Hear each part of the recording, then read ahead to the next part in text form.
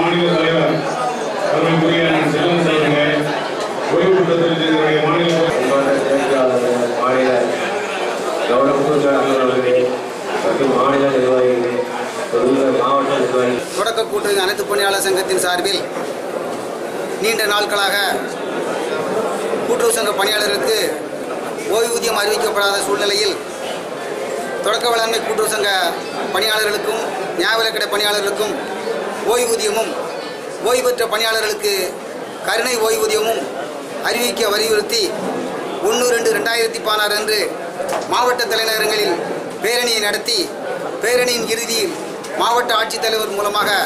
மாண்புமிகு தமிழக முதல்வர் அவர்களுக்கு கோரிக்கை மனு சமர்ப்பிக்கவும் இந்த கோரிக்கை மனு மூலம் எங்கள் கோரிக்கைகள் நிறைவேற்றப்படும் என்று எதிர்பார்க்கின்றோம். கோரிக்கைகள் நிறைவேற்றப்படாத பட்சத்தில் 15/2/2016 அன்று மாநிலந்தலை அளவிலே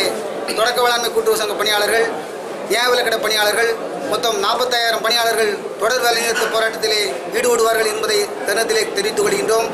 அதைத் தொடர்ந்து 10 அம்ச கோரிக்கையை வலியுறுத்தி 22/2/2016 அன்று மாவட்ட தலைநகரங்களில் ஒரு ஆர்ப்பாட்டத்தை நடத்த முடிவு செய்துள்ளோம். இந்த மாநில நிர்வாகக்குழு கூட்டத்தின் வாயிலாக தமிழக அரசை கேட்டுக்கொள்வதெல்லாம் இந்த கோரிக்கையை உடனடியாக நிறைவேற்றி எங்களுக்கு போராட்டத்திற்கு இடம் கொடுக்காது கோரிக்கை நிறைவேற்றி கொடுக்குமாறு இந்த நிர்வாகக்குழு கூட்டத்தின் மூலமாக தமிழக அரசை கேட்டுக்கொள்கின்றேன்.